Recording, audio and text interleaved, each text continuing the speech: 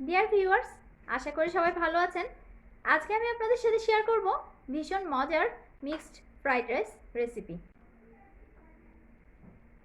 আমার চ্যানেলের সব ভিউয়ার্স এবং সাবস্ক্রাইবারদেরকে অনেক অনেক ধন্যবাদ আমার পাশে থাকার জন্য।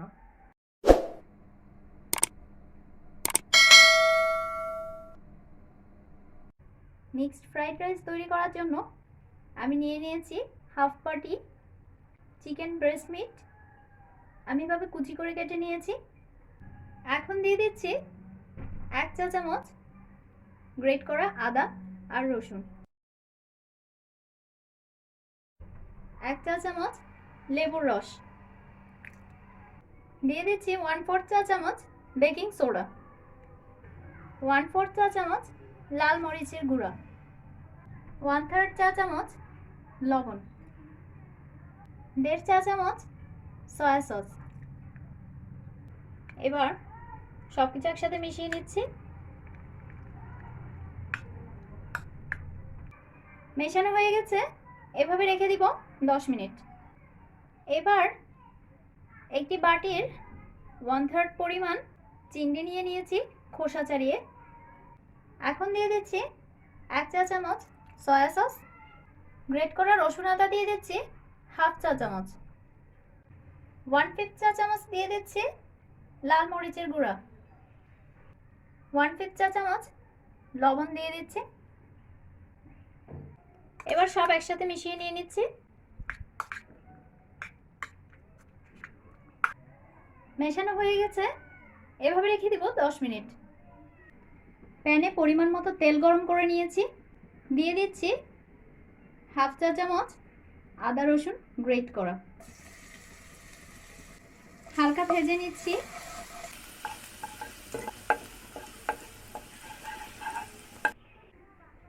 আমি মেজারমেন্ট কাপে মেপে 2 কাপ চাল খুব ভালোভাবে ধুয়ে পানি ঝরিয়ে নিয়ে নিয়েছি।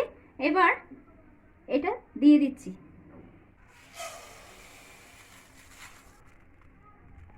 চুলা লো ফ্লেমে রেখে চালটা অনবরত নেড়ে চেড়ে ভেজে নিব।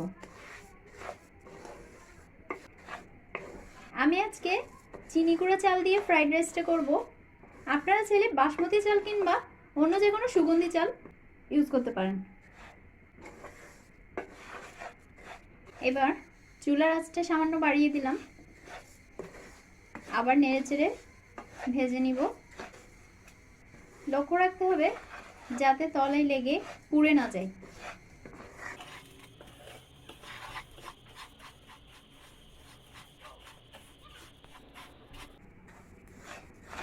ভাজা হয়ে গেছে, চালগুলো আমি হালকা ব্রাউন কালার করে ভেজে নিয়েছি।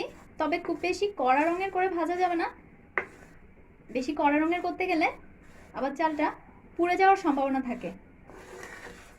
অ্যাড করে দিচ্ছি 1/2 চা চামচ লবণ। এবার দিয়ে দিচ্ছি গরম পানি। মেজারমেন্ট কাপে মেপে 4 কাপ গরম পানি দিয়ে দিচ্ছি।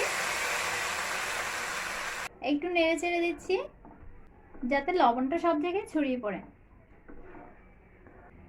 এবার ঢেকে দিচ্ছি। চুলা লো ফ্লেমে রেখে বয়ল করে নিব। কিছুক্ষণ পর পর ঢাকনা তুলে চেক করে দেখতে হবে পানিটা শুকিয়ে গেছে কিনা। পানি যদি শুকিয়ে যায় সেক্ষেত্রে আরও পানি অ্যাড করতে হবে, যদি ভাতটা তখনও বয়ল না হয়ে থাকে। 8 মিনিট পর আমি ঢাকনা তুলে দেখছি পানিগুলো শুকিয়ে গেছে। চালটা এখনো পুরোপুরি বয়ল হয়নি, তাই আমি আরও 1 কাপ গরম পানি দিয়ে দিচ্ছি।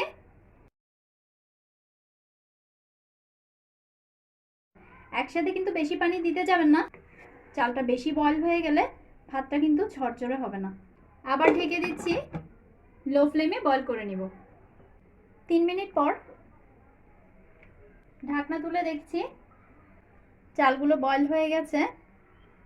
খুব বেশি বয়ল করব না, আমি 90% বয়ল করব। খুব বেশি বয়ল করলে ভাতগুলো নরম হয়ে যেতে পারে, ঝরঝরে হবে না। আমি এবার ভাতগুলোকে এভাবে ছড়িয়ে দিচ্ছি। চুলা অফ করে দিলাম, ঠান্ডা হওয়ার জন্য রেখে দিচ্ছি। এবার আমি 3টি ডিম ভেঙে নিয়েছি, দিয়ে দিচ্ছি পরিমাণ মতো লবণ, ভালোভাবে মিশিয়ে নিচ্ছি।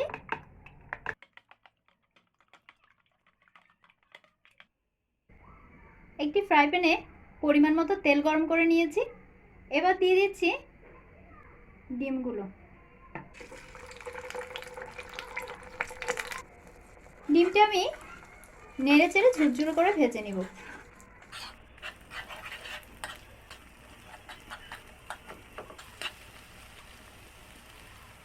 ডিমগুলো আমি একটু কড়া করে ভেজে নিব। ডিমগুলো ফ্রাই করা হয়ে গেছে। এবার আমি এগুলো অন্য একটি পাত্রে নিয়ে নিয়েছি। ফ্রাই প্যানে পরিমাণ মতো তেল গরম করে নিয়েছি। এবার দিয়ে দিচ্ছি 2/3 বাটি গাজর কুচি।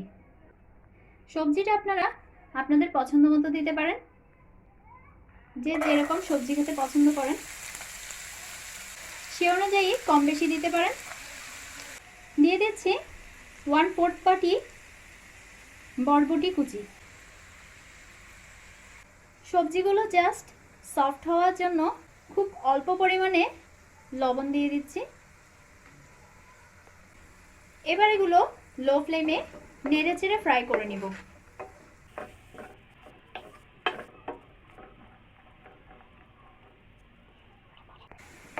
হালকা ফ্রাই হয়ে গেলে এবার দিয়ে দিচ্ছি ক্যাপসিকাম কুচি। আমি একটি মিডিয়াম সাইজের ক্যাপসিকাম কুচি করে কেটে নিয়েছি। এবার এটি অ্যাড করে দিলাম। একসাথে ফ্রাই করে নিচ্ছি।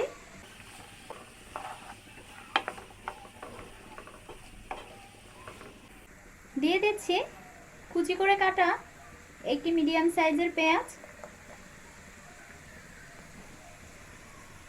এবার সবগুলো একসাথে ফ্রাই করে নিচ্ছি।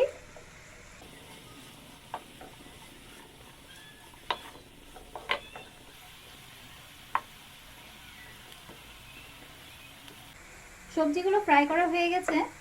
খুব বেশি ফ্রাই করছি না, তাতে সবজির কালারটা নষ্ট হয়ে যেতে পারে। এবার আমি এগুলো অন্য একটি পাত্রে নিয়ে নিচ্ছি। ফ্রাই প্যানে পরিমাণ মতো তেল গরম করে নিয়েছি। এবার দিয়ে দিচ্ছি ম্যারিনেট করে রাখা চিকেনগুলো।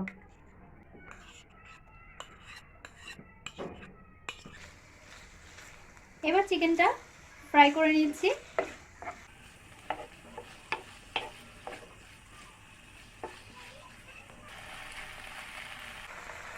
চিকেনটা হালকা ভেজে নিয়েছি। এবার দিয়ে দিচ্ছি ম্যারিনেট করে রাখা চিংড়িগুলো।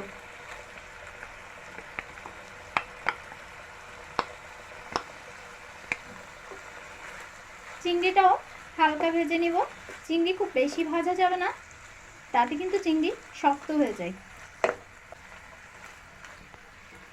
নেড়ে চেড়ে ফ্রাই করে নিব। চিংড়ি ফ্রাই করা হয়ে গেছে।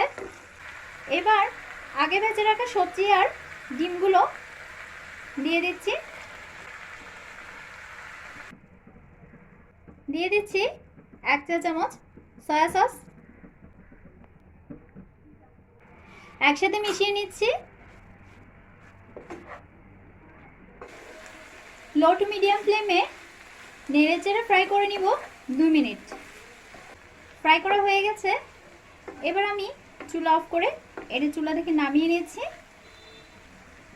রান্না করে রাখা ভাতগুলোর সাথে ফ্রাইড আইটেমগুলো মিক্স করে দিচ্ছি।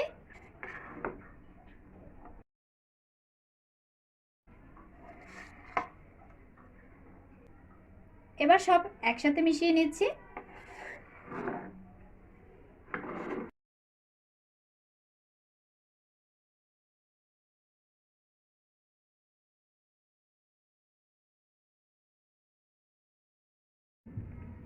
তৈরি হয়ে গেল ভীষণ মজার মিক্সড ফ্রাইড রাইস। এভাবে আপনারাও বাসায় খুব সহজেই ঘরে থাকা উপকরণ দিয়ে তৈরি করে নিতে পারেন মিক্সড ফ্রাইড রাইস। আমার রেসিপিটি যদি আপনাদের ভালো লেগে থাকে তাহলে ভিডিওটি লাইক এবং শেয়ার করুন, আর সেই সাথে আমার চ্যানেলটি এক্ষুনি সাবস্ক্রাইব করে ফেলুন এবং পাশে থাকা বেল আইকনটি ক্লিক করে দিন নতুন সব রেসিপির নোটিফিকেশন পাওয়ার জন্য। ধন্যবাদ সবাইকে।